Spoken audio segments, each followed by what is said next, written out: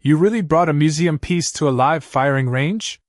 The laughter rolled across the windswept valley before anyone else could answer. It echoed between the steel target frames and drifted over the neatly trimmed berms like another gust of dry autumn wind. Every shooter on Range 7 turned toward the source of the commotion. Standing just beyond the safety line was an old man with silver hair tucked beneath a faded olive cap, his weathered denim jacket buttoned against the cool morning air despite the bright October sun. In his right hand rested a long leather rifle case so worn that its edges had softened with age, yet every buckle had been polished until it reflected tiny flashes of sunlight.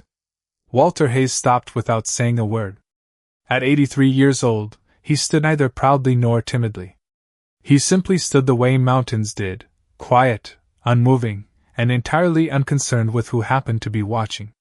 Around him, the range buzzed with the confidence of younger generations. Precision rifles rested on bipods worth thousands of dollars. Electronic wind meters blinked with colorful digital readouts. Spying scopes stretched toward steel silhouettes nearly a mile away. Ballistic calculators chirped softly as shooters compared firing solutions. Every piece of equipment represented decades of technological progress, and every shooter believed it made experience less important than software. Gunnery Sergeant Ethan Brooks folded his arms across his chest as he walked toward the old man. His boots crunched sharply across the gravel, each deliberate step carrying the effortless authority of someone who had never questioned his own abilities. His mirrored sunglasses hid his eyes, but the crooked grin beneath them needed no translation. "Sir," he called loudly enough for the entire firing line to hear. "Registration for the historical display is on the other side of the base."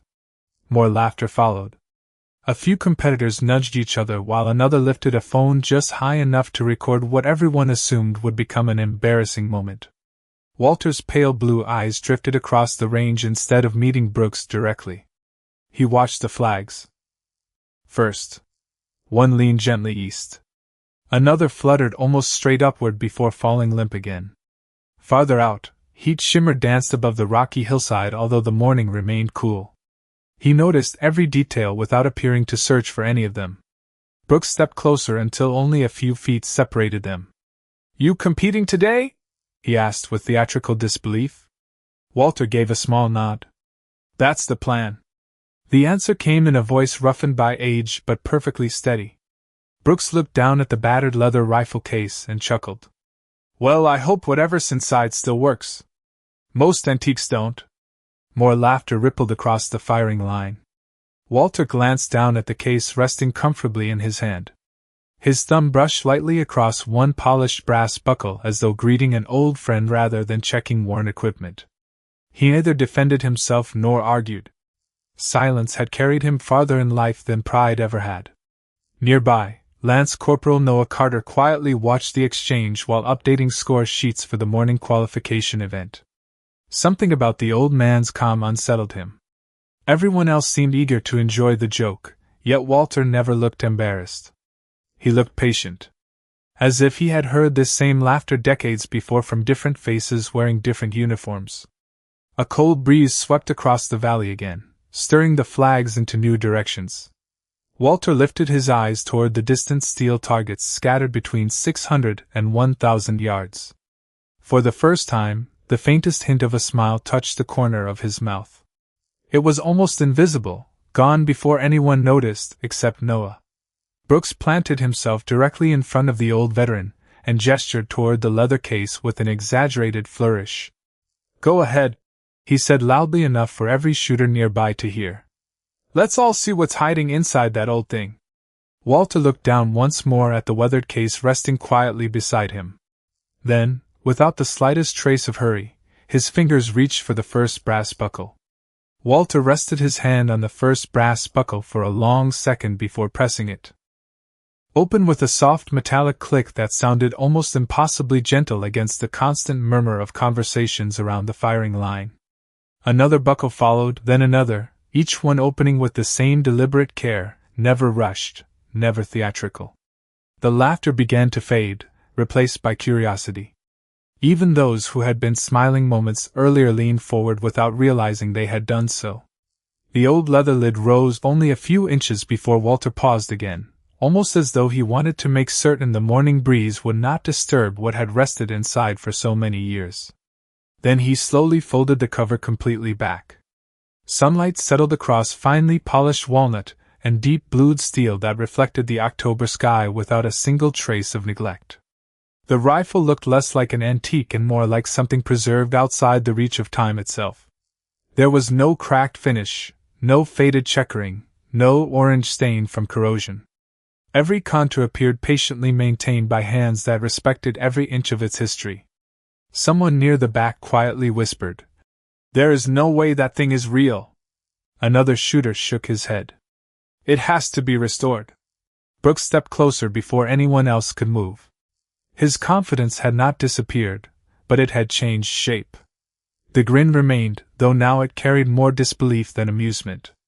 "That is cleaner than half the rifles on this range," he admitted before quickly recovering his sarcastic tone. "You spent more time polishing it than shooting it." A few chuckles answered him, although they sounded noticeably weaker than before. Walter simply looked at the rifle with the calm expression of someone greeting an old companion after a long journey. "It has always been taken care of," he said quietly. Brooks extended his hand without waiting for permission. "Mind if I see it?" Walter nodded once and carefully lifted the rifle into Brooks's waiting hands. The younger man clearly expected surprising weight from such an old firearm, yet it balanced naturally against his palms. He rotated it beneath the sunlight, examining every inch with growing confusion. The serial markings remained sharp. The stock fit perfectly against the receiver without gaps or repairs. Even the sling looked original. Brooks searched for something to criticize and found almost nothing. Finally he laughed again, holding the rifle high enough for several competitors to admire it. "Beautiful piece," he announced loudly. "But let us be honest. This belongs in a display case, not on a firing line. I would be afraid to scratch it."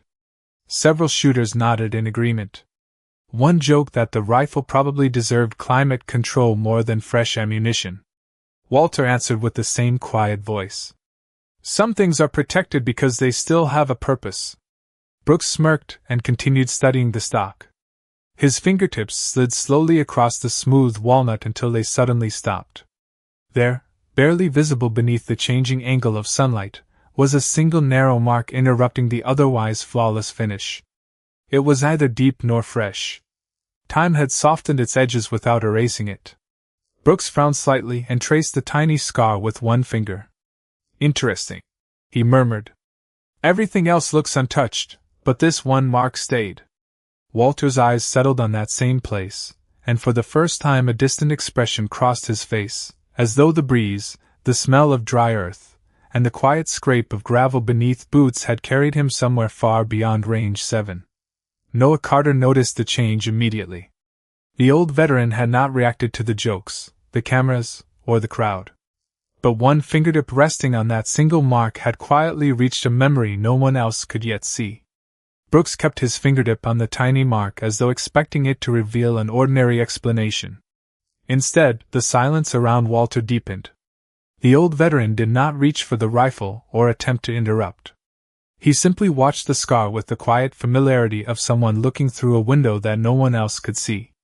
The steady breeze carried the scent of dry grass across the range, causing the tall safety flags to shift once again. Somewhere beyond the firing line a distant raven called, its lonely cry fading into the open valley. Noah Carter found himself unable to look away. Every experienced shooter understood how difficult it was to preserve walnut and steel in near-perfect condition for decades. A rifle that old should have collected scratches from transport, weather, storage, and countless range days. Yet this one carried only a single blemish. That fact bothered him far more than he could explain. Brooks finally broke the silence with another grin.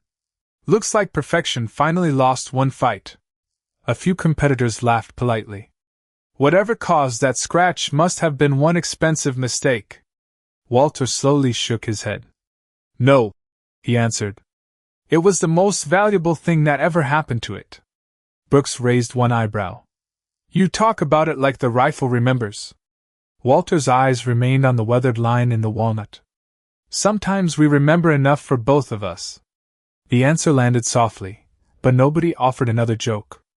Even Brooks hesitated before handing the rifle back. Walter accepted it with both hands, supporting the forestock almost instinctively, then brushed one thumb across the tiny scar. The movement lasted barely a second. Yet something inside him seemed to shift with it. The bright October morning dissolved behind distant reflections hidden somewhere in pale blue eyes that had watched far more seasons than anyone standing there. The breeze felt colder now. Not because the temperature had changed, but because memory often arrived carrying its own weather. Walter could almost hear another wind sweeping across frozen hills many decades earlier, carrying loose snow instead of fallen leaves. The scent of gun oil resting inside the open case mixed with the clean smell of polished walnut, and for a heartbeat the years separating past from present became impossibly thin. Noah noticed Walter's breathing slow. It was not the reaction of a man becoming emotional. It looked more like someone carefully opening a door that had remained closed for a very long time. The young corporal glanced again toward the rifle. There, just beneath the receiver, partially hidden by the light, he noticed a small inspection stamp unlike the markings found on most historic firearms displayed in museums. It appeared authentic, worn naturally rather than artificially aged. Noah had seen something remarkably similar during a military history seminar while cataloging archived equipment on base months earlier. He could not remember where, only that the unusual marking had belonged to an item considered exceptionally significant. Brooks folded his arms again, trying to regain control of the conversation. Well, it is certainly pretty. But a beautiful relic is still a relic. Steel gets old. Springs wear out. Barrels lose their edge. 60 years is a long retirement. Walter looked toward the distant target stretching across nearly 1,000 yards of open ground. Heat shimmer had begun to ripple above the rocky hillside, bending the horizon ever so slightly. The range flags continued their gentle conversation with the wind. Not everything grows weaker with age, Walter said quietly. Some things simply wait until the right moment. Noah felt a strange chill despite the warming sun. Without saying a word to anyone nearby, he slipped one hand into his pocket and quietly unlocked his phone. There was one place on base that might recognize that inspection mark, and suddenly he felt an unexpected need to find out exactly whose rifle had just arrived at range 7.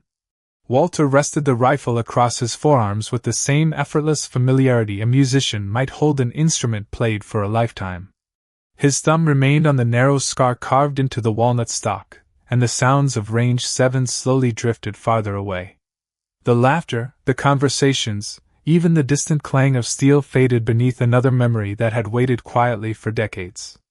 Long before electronic range finders, long before carbon fiber stocks and digital ballistic charts, there had been another morning carried by an unforgiving winter wind.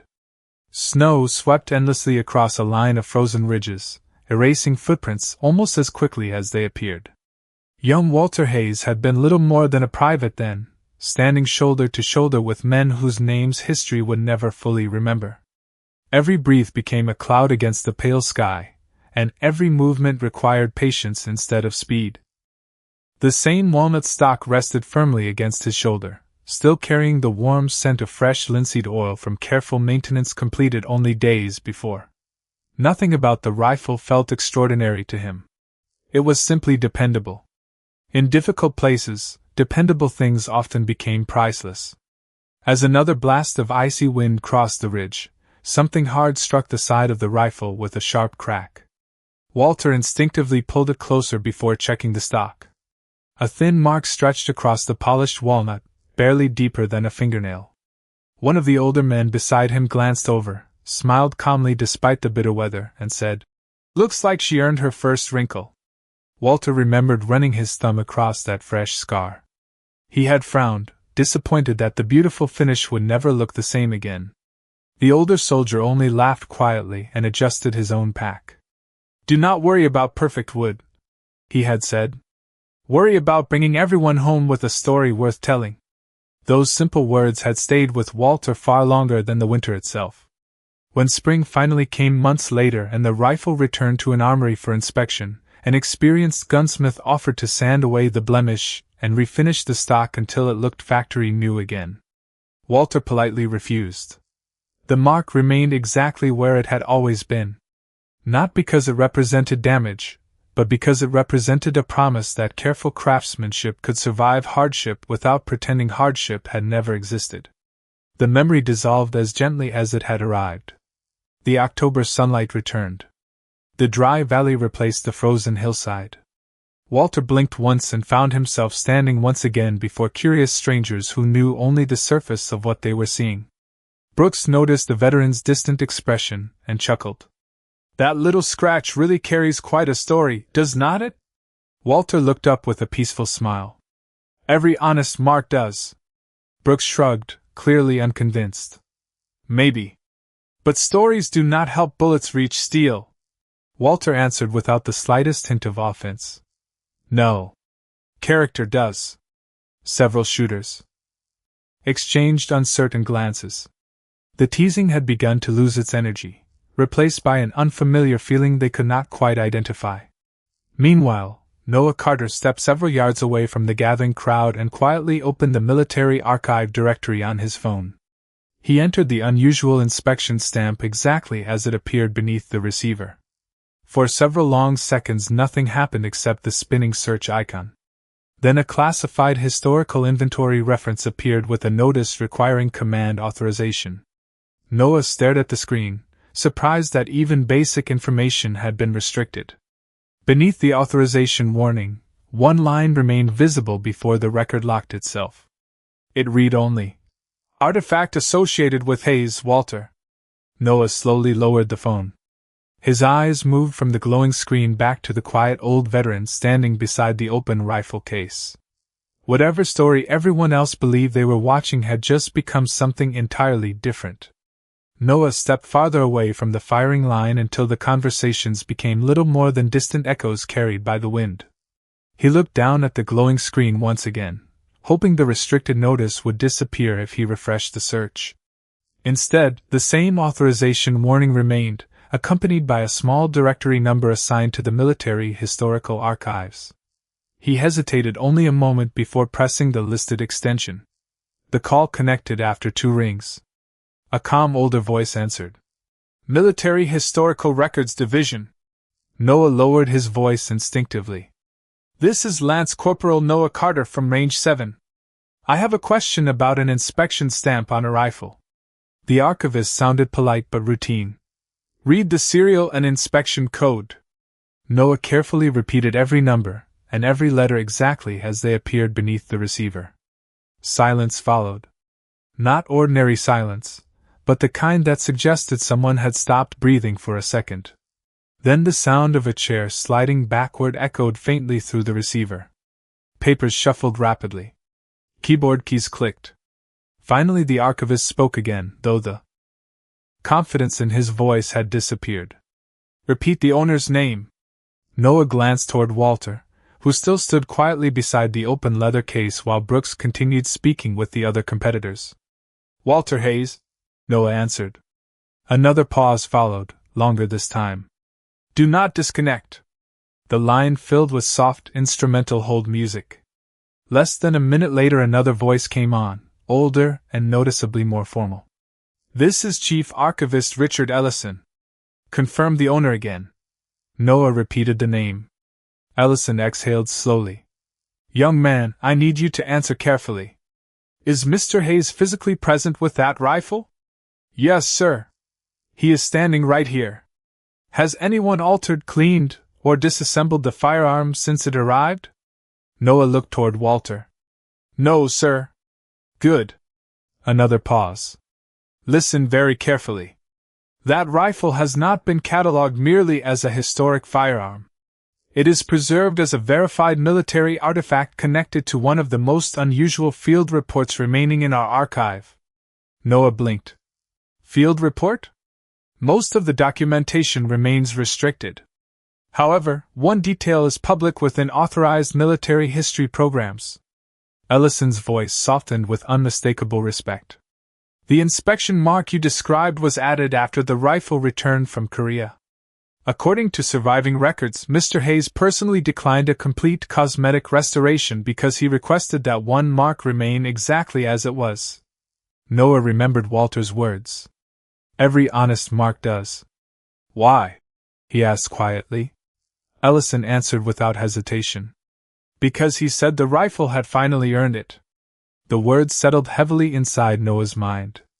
Around him, the range continued exactly as before. Wind stirred loose gravel. Steel targets swayed gently in the distance. Competitors laughed without understanding what stood only yards away from them. Ellison continued. The original recommendation was to place both the rifle and its associated documentation into permanent military storage after his service. Mr. Hayes declined that as well. He insisted the rifle belonged wherever ordinary Americans could still remember the people who carried it. Noah swallowed slowly. Sir, should someone higher be notified that he is here? The question seemed almost unnecessary. Ellison answered immediately. I already have. Noah frowned. Already? Colonel James Whitmore oversees the preservation committee connected to that archive. His office receives automatic notification whenever someone accesses this record. Noah looked back toward Walter, who had quietly closed one brass buckle on the empty leather case while waiting with the patience of someone who never expected the world to move at his pace. The archivist spoke one final sentence before ending the call. Do not treat Mr. Hayes like a celebrity. Treat him like a man who kept his promise for more than 60 years. The line disconnected. Noah slowly lowered the phone, unaware that several miles away, inside headquarters, Colonel James Whitmore had already risen from his desk after reading a single notification flashing across his secure military screen. Colonel James Whitmore read the secure notification only once before pushing his chair back so quickly that the meeting around him fell silent. Senior officers looked up from briefing folders, expecting an emergency update or an operational change. Instead, Whitmore reached for his service cap without offering an explanation. One of the officers asked whether they should continue the meeting. Whitmore answered while already walking toward the door. Reschedule it. Something far more important just arrived. Minutes later his vehicle rolled across the installation, tires humming over smooth pavement as autumn sunlight reflected from the windshield. He had spent years overseeing military heritage programs, reviewing artifacts, photographs, and faded reports that preserved the service of men whose names were gradually disappearing from public memory. Very few entries ever made him leave his office. Walter Hayes had always been one of them. Back on Range 7, nobody knew a colonel was on his way. Brooks had recovered enough confidence to continue entertaining the crowd. Well, he announced, smiling toward the competitors, we have admired the craftsmanship. Maybe we should see whether history still knows how to hit steel. Several shooters nodded in agreement.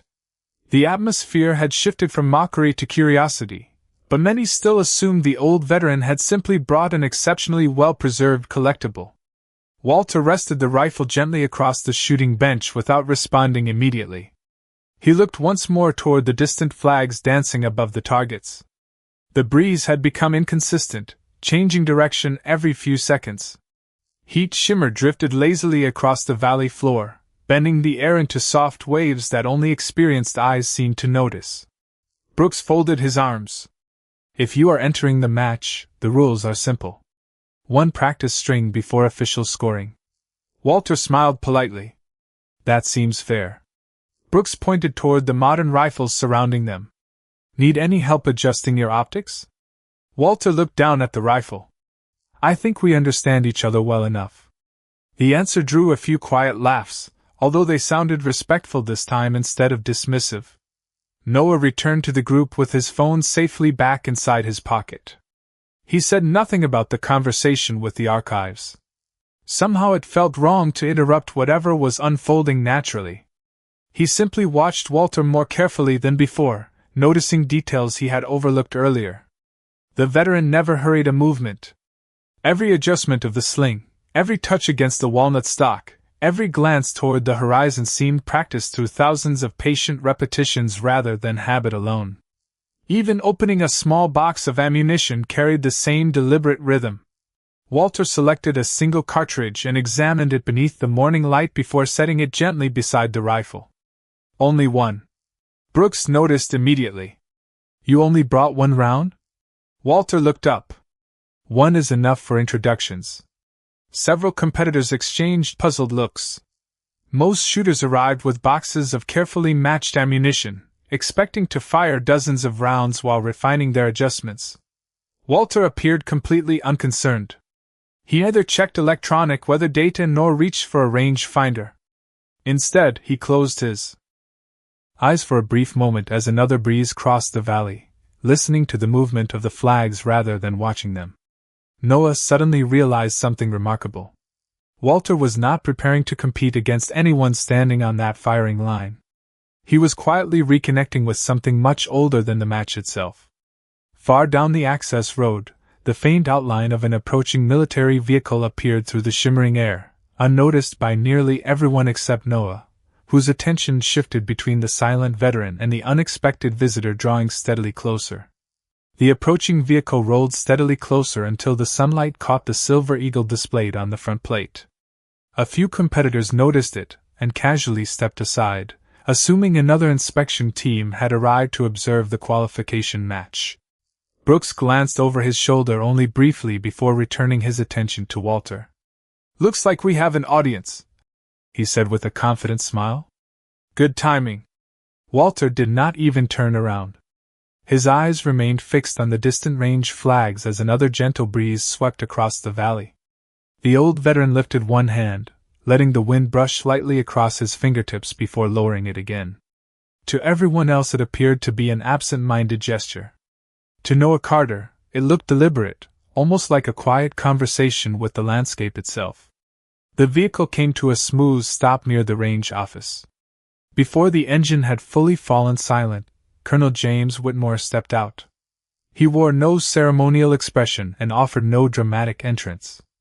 Instead, he walked with calm purpose, passing several instructors who instinctively greeted him. He acknowledged each salute politely but never slowed his pace. His attention remained fixed on a single figure standing beside the open leather rifle case. Brooks finally noticed the colonel approaching and immediately straightened his posture. Range attention, he called. Conversation stopped. Competitors stood a little taller. Noah felt his pulse quicken as he watched the distance between Whitmore and Walter disappear one measured step at a time. The colonel stopped several feet away without speaking. For a long moment he simply looked at the old rifle resting on the bench. His expression softened with unmistakable recognition. Walter finally turned and smiled with quiet warmth. Good morning, Colonel. Whitmore returned the smile. Good morning, Mr. Hayes. It has been too many years. Brooks blinked in surprise. He had expected introductions. Instead, the two men greeted one another as though continuing a conversation paused only yesterday. Whitmore looked toward the rifle before speaking again. I was informed your companion finally decided to leave its case. Walter rested one hand gently against the walnut stock. Only for a little fresh air. The colonel nodded with visible understanding. Brooks cleared his throat respectfully. Sir, I was not aware Mr. Hayes was expected today. Whitmore shifted his attention toward the younger man. Neither was I. That is why I came. His voice remained calm, carrying no trace of criticism, yet the entire firing line became noticeably quieter. Noah observed every face around him. The amusement that had filled the range earlier had vanished completely. Even those who still knew nothing about Walter sensed they were witnessing something unusually significant. Whitmore stepped closer to the shooting bench and looked carefully at the narrow scar in the walnut stock. A faint smile appeared. You never allowed anyone to remove it. Walter shook his head. Some memories deserve to stay visible. The colonel answered softly. I am glad they did. Brooks looked from one man to the other, trying to understand what connected them. Sir? He asked carefully. May I ask why this rifle appears in restricted military records? Whitmore looked across the valley before answering. Because some objects become part of history not through the value of the steel, but through the character of the person who carried them. No further explanation followed. None seemed necessary.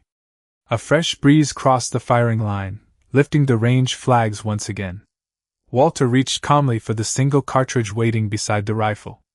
He opened the action with practiced ease and carefully placed the lone round into the chamber. The gentle metallic sound echoed across the suddenly silent range, and for reasons none of the younger competitors could fully explain, it carried the weight of 60 years of quiet promises.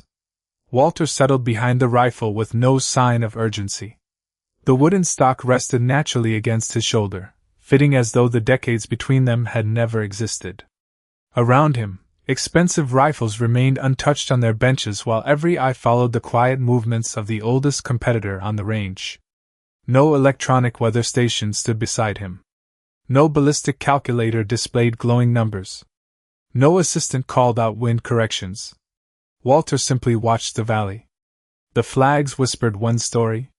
The drifting leaves told another. Heat shimmer rose gently from the rocky ground nearly 1,000 yards away, bending the distant steel silhouette into a faint mirage that appeared to breathe with the changing air. Brooks folded his arms, still trying to understand what he was seeing. "Target is 980 yards," he said. "Wind is changing every few seconds." Walter nodded almost absent-mindedly.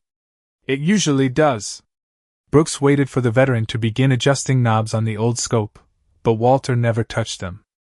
Instead, he took one slow breath, then another, allowing the rhythm of the valley to settle around him. Noah noticed something remarkable. Walter was not studying the target anymore. He seemed to be studying everything between himself and the target. Every blade of grass leaning in the breeze, every flicker of sunlight across distant stone, every shifting ribbon of warm air became part of the same quiet calculation. Colonel Whitmore remained completely silent behind him with his hands folded behind his back. Unlike everyone else, he never looked surprised. It was the expression of a man watching something he had long hoped to see again. Walter gently rested one finger against the trigger, and allowed several more seconds to pass. Nobody spoke. Even the spectators holding their phones slowly lowered them without realizing it. The silence itself had become part of the moment. Another breeze crossed the range. The nearest flag turned sharply before relaxing again. Walter's eyes followed it only briefly. Then they returned to the distant steel. His breathing remained slow and even. Brooks finally whispered, almost to himself, "He is waiting." Whitmore answered just loudly enough for those nearby to hear. "No. He is listening."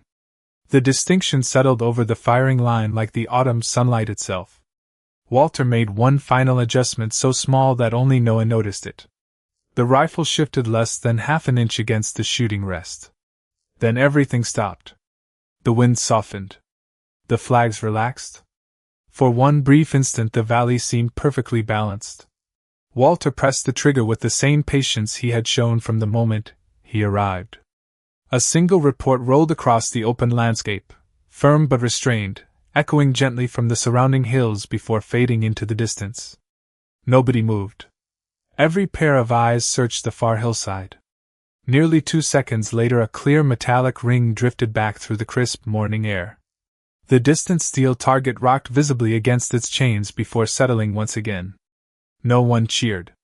No one shouted. The silence that followed felt larger than applause ever could have been.